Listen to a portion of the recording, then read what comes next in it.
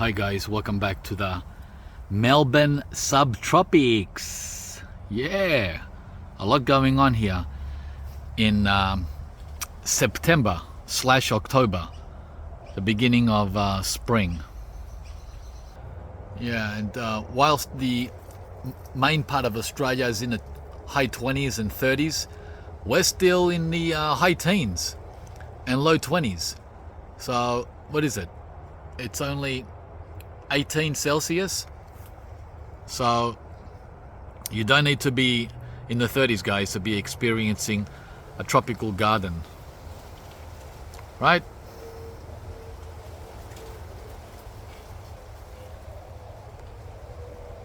So this is like part 2 of the maintenance that I do around Fruitopia in spring, and actually all year round, but mainly in spring. So I've been busy chopping, chop and drop with these bananas here, which I use as mulch. So the bananas are multi-purpose, not just for eating, but also for mulching the black sapote, the mulberry, the Monstera deliciosa, the avocado there, right? I got things all over the place here. The orange tree back there, the lemon tree right beside me. So I'm in a fruit jungle. The ginger, myoga, and even more down back there, right? A lot more. So this is what I've been doing for the last hour. I chopped down one of the non-worthy banana bunch, right? So as I said, they're not all for eating, although I will be able to eat some of those. Right, there you go, just in abundance. And there was another bunch back there. Here it is here. Where is it? Which will be straight mulch.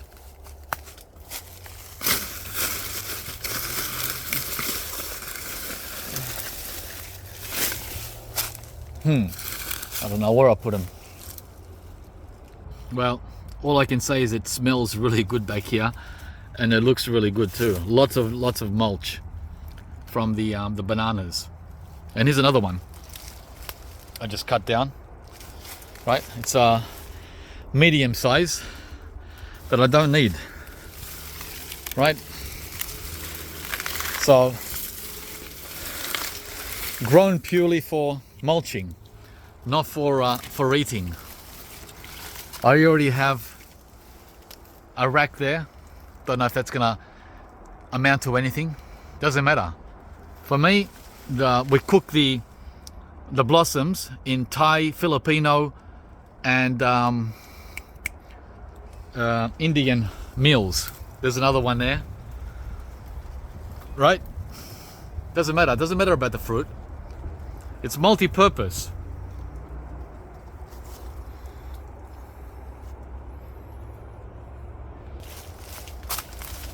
So it's a jungle out here, guys. Woohoo! Yeah, 18 Celsius.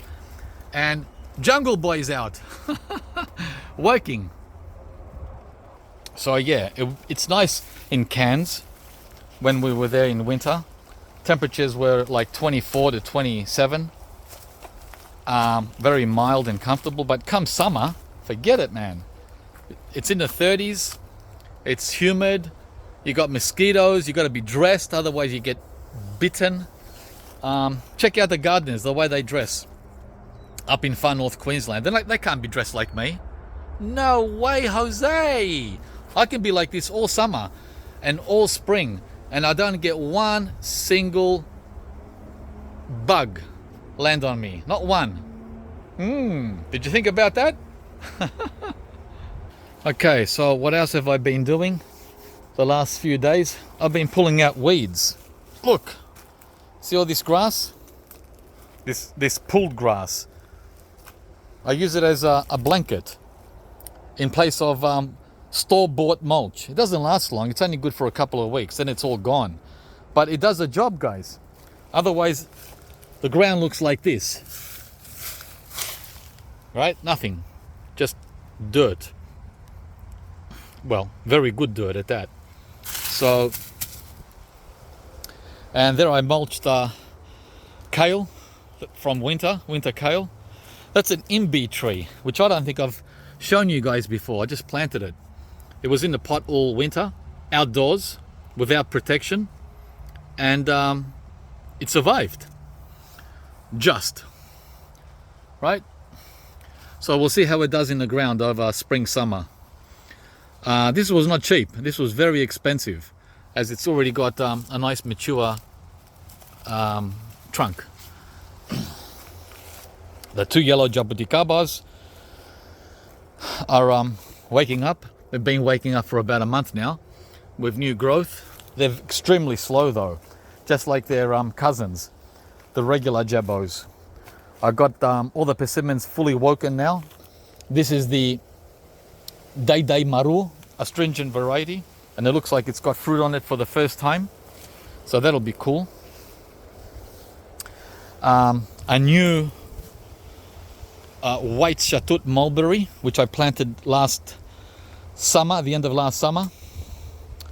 A whole bunch of pepinos, which we've been eating already. You can see a big fatty down in there. See it? Pepinos. Yeah.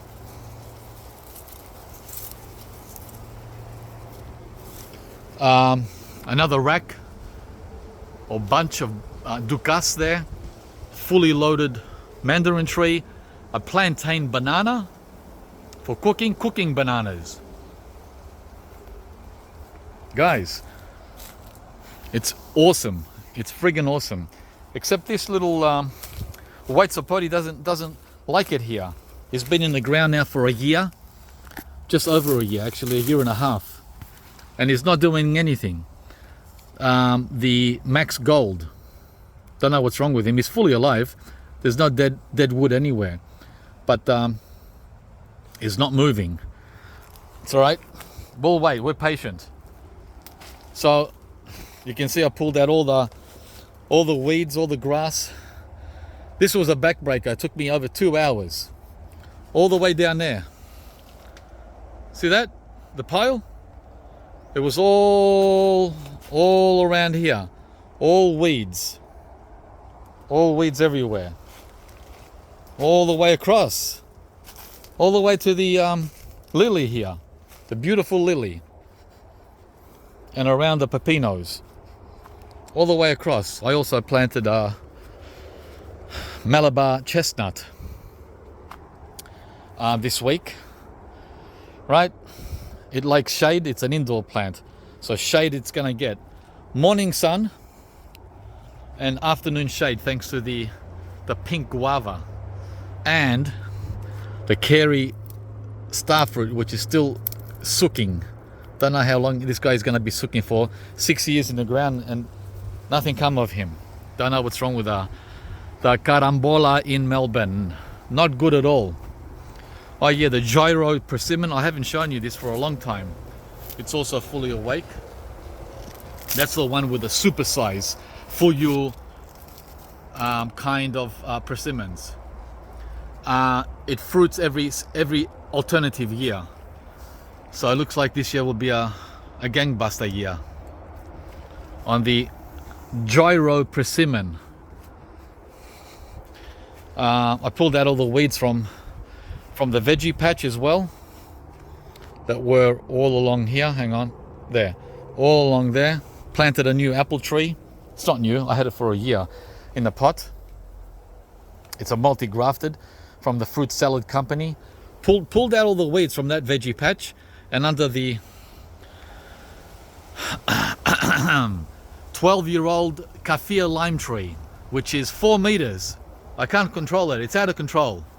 So now I'm just gonna let it go. I'm not gonna be trimming it anymore. Just do its own thing. Yeah, so back-breaking work, pulling all these weeds out around the the lime,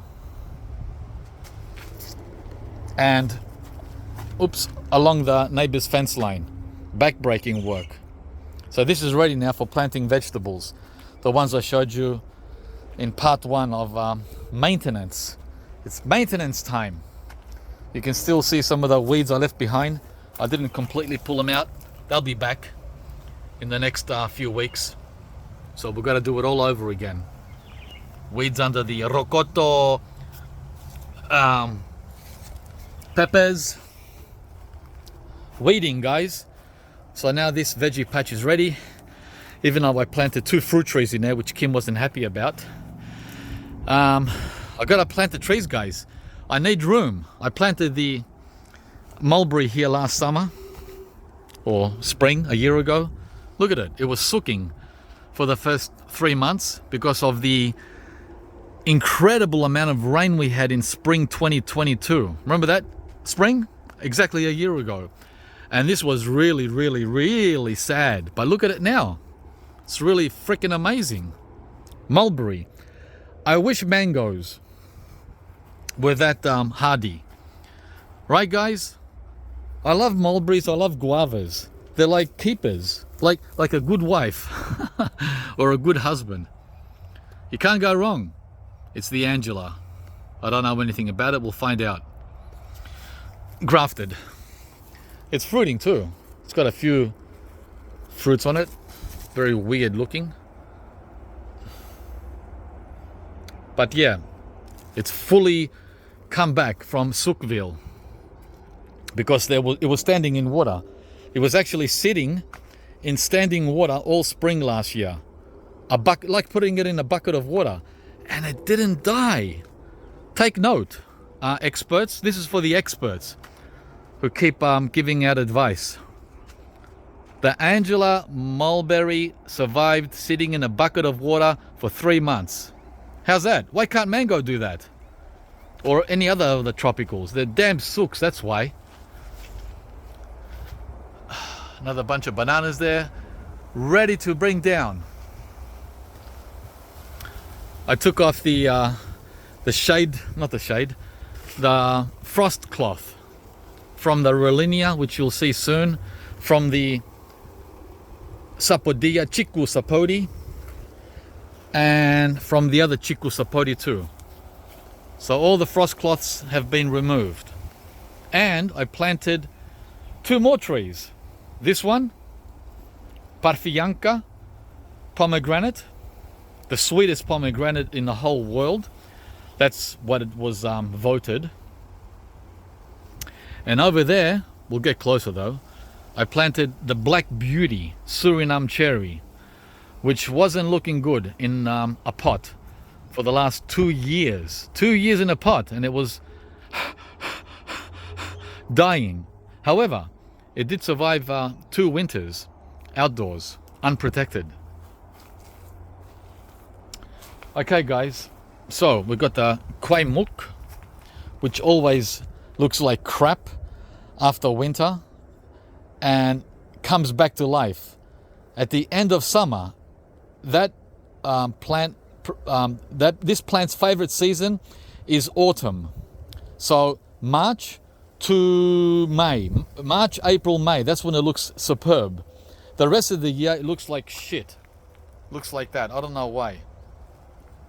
The kwai muk, it doesn't like the cold and it doesn't like hot sun. No cold, no sun. Far out. What a sook. In other words, it wants a shade cloth, right? In summer, and a frost cloth in winter. Get away, sook. So this is the Rollinia. The Rollinia hasn't dropped all its leaves. It's starting to drop them now. I can help it along, right? Help it along. Help it along. This is optional. Same with the custard apple, all the anonas, right? It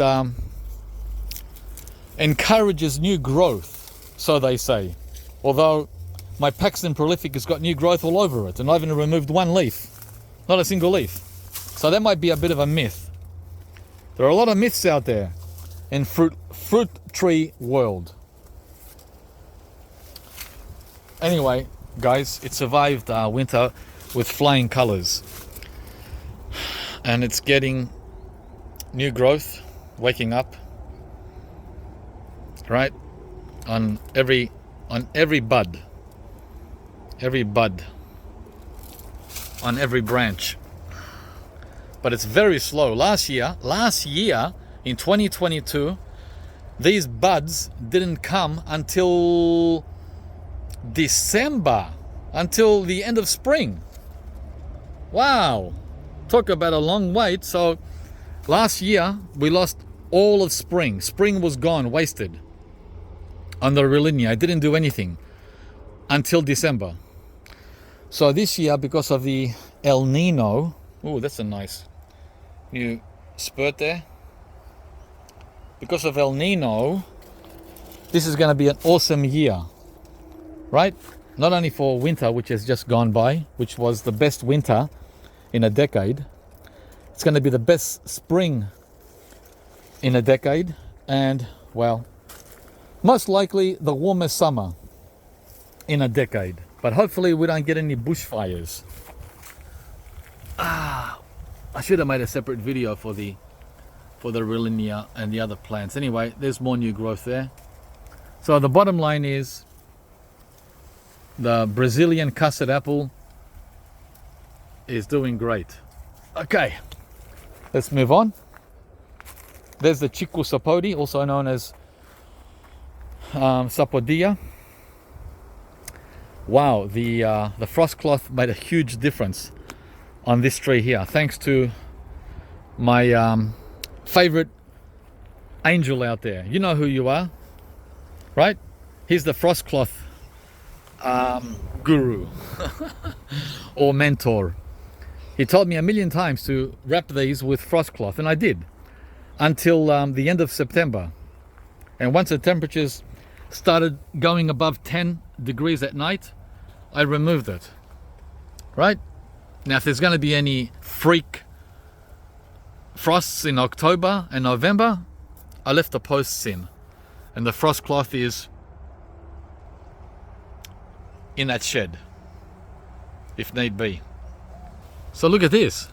This grew under the frost cloth without any watering, no water. It didn't get any water all winter. 5 months of no water. And instead of dying or going backwards, can you believe that it started pushing out new growth? Huh? So you know what that means? Sapodia doesn't like water in its infancy, in its first 3 years, I would say, maybe 4 years. Well, there's the evidence. Not one drop of water from May to September. There's the evidence. Okay, this is the new pomegranate. It's not new, I had it for a year in a pot, but a new planting. Look how healthy it looks. Wow. That's gone in the ground. I cleared out all the weeds from the Okinawa spinach that was strangling this poor guy. This is a tropical spinach. It's such absolutely yummy. These weeds here, see it? Yeah, a lot of work to get all the weeds out. There were more weeds in here than spinach. And as you can see, the snails, this is all snail damage. Every leaf, it's not cold. Every leaf was eaten by snails. But the good news about this plant is it comes back completely in summer. So if you check back in December, this Okinawa spinach will be very lush, green, bushy joy. It never dies in winter. The snails destroy it. The frickin' snails. There's another grass that I didn't see. Yeah, so there's always work, guys. There's always work at Fruitopia. That's why I get away in winter. I would never be able to get away in summer because I got all this work to do. More weeds. Look at all the weeds in there around the banana. All these weeds here were in there, inside the Okinawa spinach. Look at this. Hang on.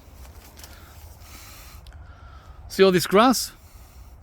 All this grass was everywhere, just growing everywhere. And I fed it to the blue Java bananas. Look at that, beautiful. Wow. And we have 2 racks, not 1. There's another one back there coming.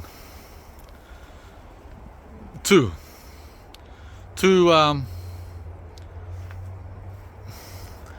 ice cream bean bananas. I don't know why this guy hasn't fruited yet. I planted it the same day as I planted the blue Java. That's the dwarf variety. Gee, I always forget the name of it. It'll come to me. Anyway, the green sapoti is doing great. This is the other chiku sapoti. It's also getting new growth out of the frost cloth. Out of the frost cloth, guys. Look. Now, mind you, it did lose all its leaves, including this one that I've just removed. Bye. So now it's only got 1 leaf left. The whole tree, 1 leaf. But it's getting new growth everywhere. Hang on. New growth there. New growth there. And starting soon on that tip there. But the main miracle is this main leader. Look at that. Right? So great news on this chiku. I didn't tell you what varieties they were. Sorry. I'm trying to move quick. Okay, they're both grafted. This is a Krasui variety, and the other one was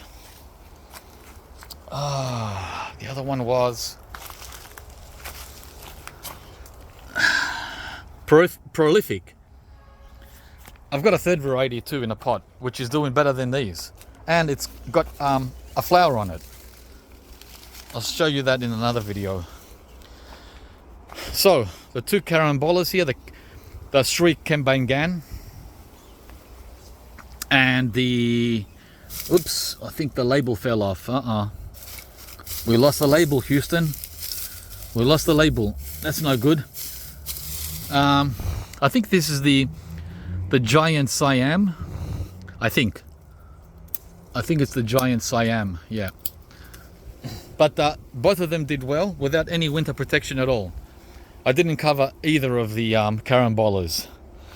So that tells you star fruit is pretty tough. I did lose an Aachen star fruit tree, which I had in a pot.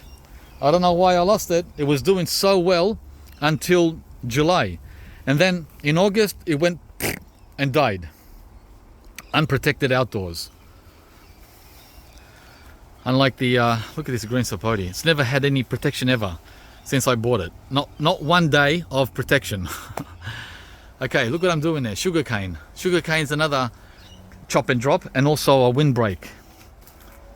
So I'm growing bananas and sugarcane for mulch and for windbreak, guys. And heat or sun protection in summer for sooks. Like this guy that I planted this week. That's the Black Beauty. Brazilian cherry or Suriname cherry, whatever. Right? It's meant to be sweeter than the red one. So this was left unprotected all winter, this year and last year, in a pot.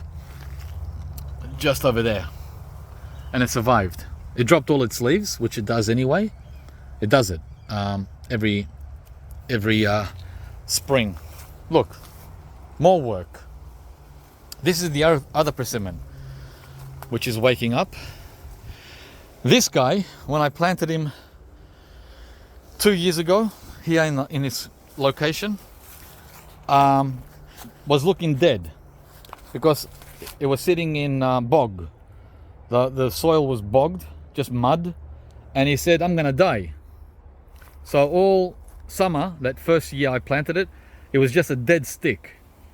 And now, in the second summer, he's back, and he's back with life, and he might even fruit for us. So, persimmon, mulberry, and guava are champions. They're the ones you should be starting your tropical fruit forest with in Melbourne. Let me repeat: persimmon, mulberry, guava, and loquat. They are the four tropical fruit trees. And starfruit. And starfruit. They don't need any winter protection at all from the get-go. And I could probably say the same about the longan. This longan now has been in the ground for 2 years. Yeah, I don't know why it's drooping like that, but I checked the soil and it was very, very wet a month ago, and it's still wet. So I'm trying not to water it.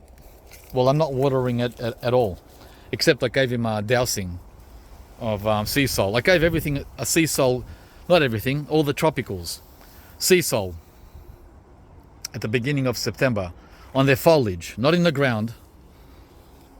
This is the chompo. I got the volunteer fig here too. I don't know if I'm going to leave it. That one there just came out of nowhere. I never planted it. I do want to end up removing all these agapanthus, which are a pain in the butt. Remember, I removed them from the front yard. I put these here 7-8 years ago. I brought them here from the front, and look at them now. What a nuisance. This here is another volunteer. Does anyone recognize what it is? It's a volunteer, and it looks like it's ready to flower. I never planted it. Does anyone recognize it? I'll make another video, because a lot of you don't watch everything I'm showing. You just go click, click, click, click, right? Except Brett Lionheart. He's the only one that watches every second of every video. He's the only guy I know who does that. Okay, there's a spent leaf on this guy. It's red. It's very attractive, isn't it? So let me know if you know what that is. It's growing up against the fence line with my neighbor. Underneath this native oh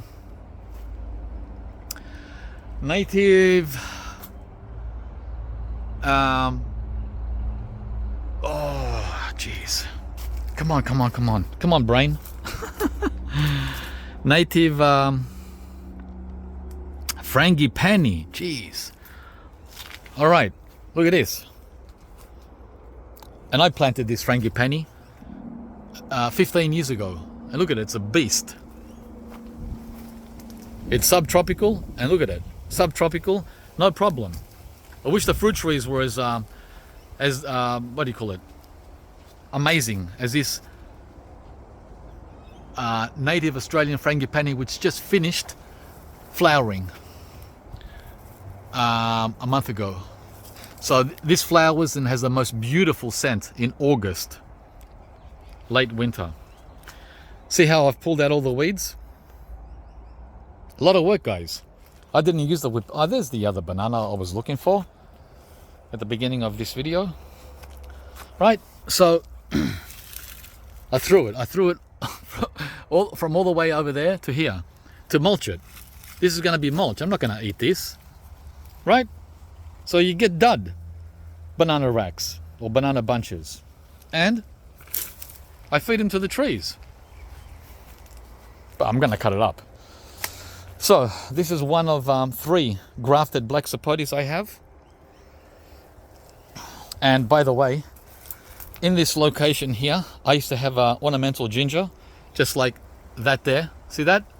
I had another one right here. And in its place, I put this black sapote. And that ornamental ginger is here. I just threw it here. I didn't plant it. Right? But I need to put it somewhere. And the reason I pulled it out is because it was too invasive. And there's some more of it over there. Right? Too invasive. So I need to put this somewhere, either in pots or somewhere. Or cut it up and sell it on Facebook. Make money, right? The money making plants. But I'm really not into that, guys. I don't like haggling and dealing with customers because everyone wants everything for free, and I'm sick and tired of that, right? All right, so this is a mar. I've had it in the ground here for 2 years. It's doing really well. Doesn't get much sun though. Gets a lot of protection from all the things I just showed you, right? There's another banana up there. A huge bunch. Again, these are going to be chop and drop, and it doesn't matter if they turn out to be nice bananas or not. Doesn't matter at all, guys. Doesn't matter. Chop and drop, and if I get a good rack like that one there, there's a good one. It's a small rack though. It's tiny. Hang on. That one there. It's tiny, but perfectly edible, and they're growing right above the new dwarf apricot, which is looking stunning, right? That one fruited for us last year with like 30 apricots. Absolutely delicious. So you got the tropics and the cool temperate zone touching, almost touching. This is the other black sapote grafted, and it's the Bernica.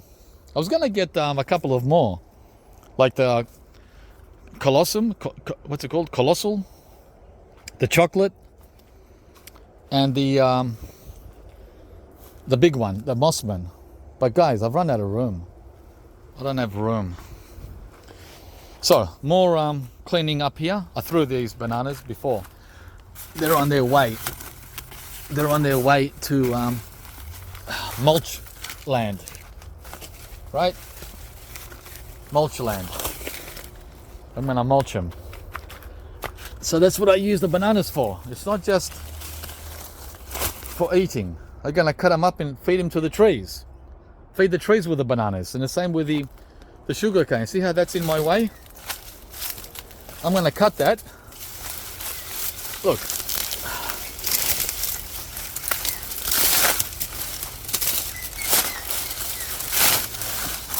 And mulch. It's not in my way anymore. Oop, it sort of is. So I don't juice all the sugar. I just juice enough for the two of us.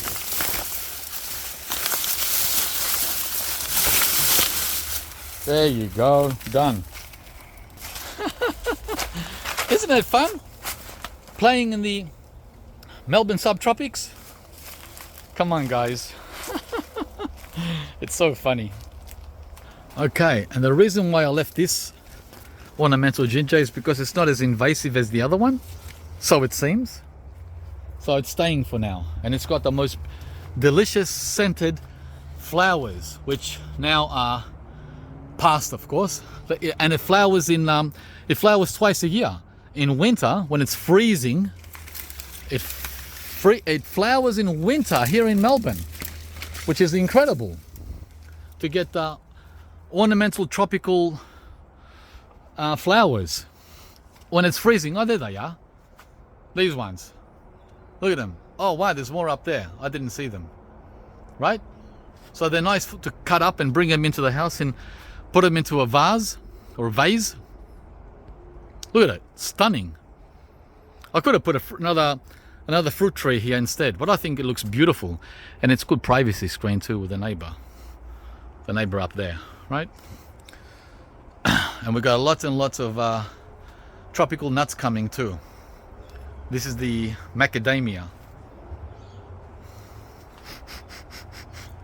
Wow, so delicious, the smell. It's flowering throughout. It's crazy. Wow. But I had to trim this a little bit. It's out of control. Crazy, crazy. Or cray cray, as the kids say. Okay, we started over here with these bananas, right? Yeah, my mulchy chop and drop bananas, like that one there. I'm going to chop that up and feed it to the fruit trees. And here's the orange tree. And there's a few fallen oranges down there, which I'm going to reward myself with for a snack. Look how many have fallen that were never picked in early spring. Go to Queensland. Come on, guys. Let's get real. Oh, looks like one of them was eaten. Just like they did with a Tangelo. Must be the same critter. There you go. I hope you like long videos, because I'm going to show you the cherries that have also woken up. These are the cold climate cherries, not the tropical ones, the Guromichama. Yeah, these are Stella and Bing. This is the Bing there, right? We don't get any of them though. The birds get them all, unless I net. Too much work, guys. I think they just look pretty. I keep them for prettiness. Prettiness. No chance. The birds are nasty. This is the favorite fruit for birds. Out of all the fruit I grow here, the cherry is the number one choice for birds. Oh yeah, this is the other sapodilla that I have still in the pot. I want to put it in the ground though. This was in the greenhouse all winter. And look how good it did. It did better than every other tree in the greenhouse. Can you believe that? It did better than the mango, which died. The mango I had, the R2E2 died. The Relinia almost died. The wax jambu is almost dead. Still alive. There it is there. That one. Right? The achachas survived. The Mamey survived. But the one that wins the prize for the best outcome in the greenhouse in winter was him. He got the award out of all the trees in there. And you know what he said to me? I'm going to give you a flower now that I'm outside of the greenhouse. It sent out a flower. I think it's a flower, or is that a leaf? Maybe I'm getting ahead of myself. Oh crap! It just dropped. It just dropped to the ground. Oh well, doesn't matter. The point is, it's super healthy, and I want to put it in the ground. I don't want to leave things in pots in summer. If we have a record summer heat, like in the 40s, these pots will cook even in the shade of these trees, right? Even in the shade, they'll still cook. Plastic cook. So I want to get him in the ground, like I did him. I put him in the ground last summer, well, autumn. That's the Yimpei Wampy. Look how happy he is coming out of winter. This is a winter look, huh? Thanks a lot. So they love being in the ground. Just like he's happy, I want to put the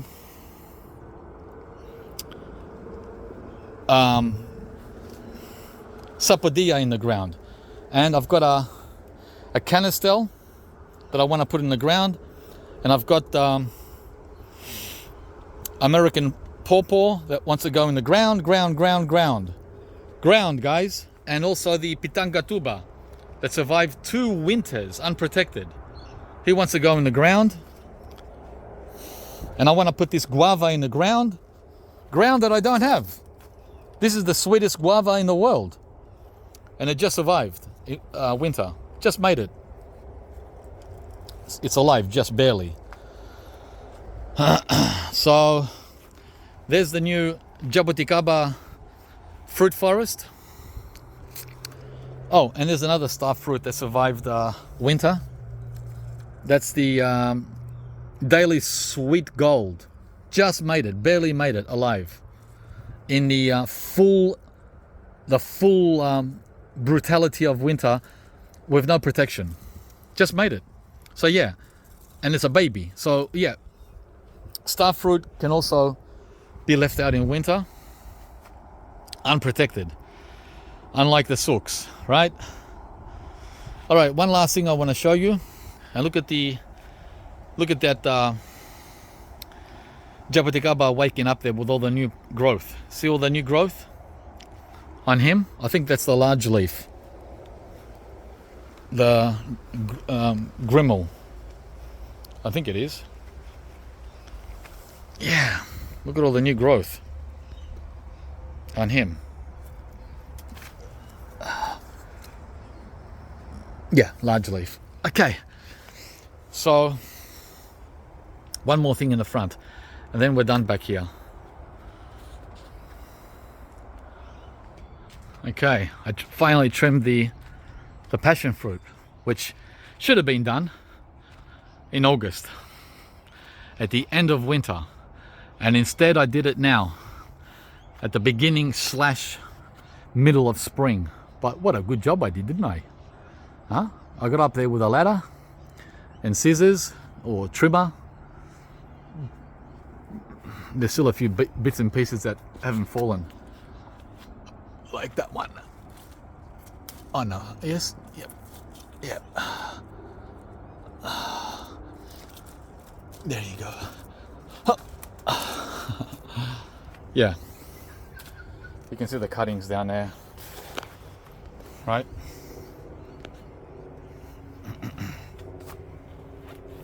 And I also trimmed the 2 trees that passion fruit was growing into, right? I cut them back so they're not touching the wall.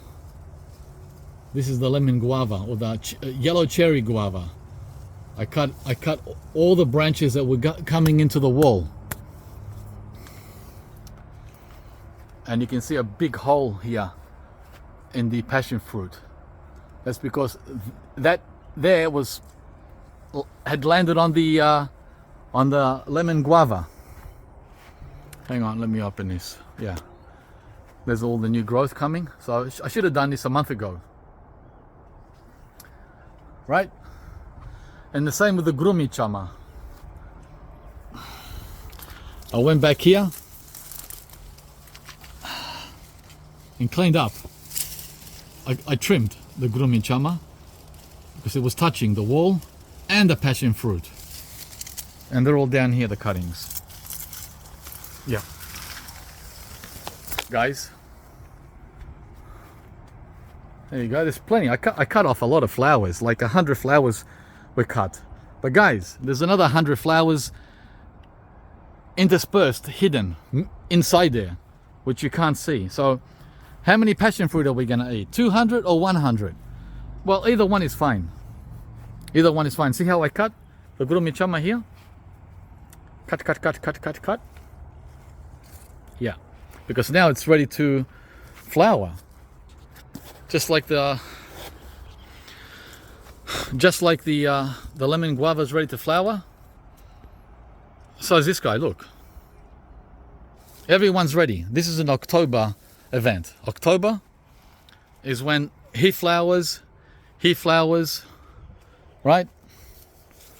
And that's the video, guys. Oh, before I forget, did I show you this already in part 1?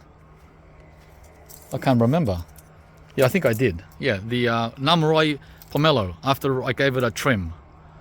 I can't remember if I showed you, but look how amazing it looks after opening up the middle. I think I showed you that already. All right, guys, that's a wrap.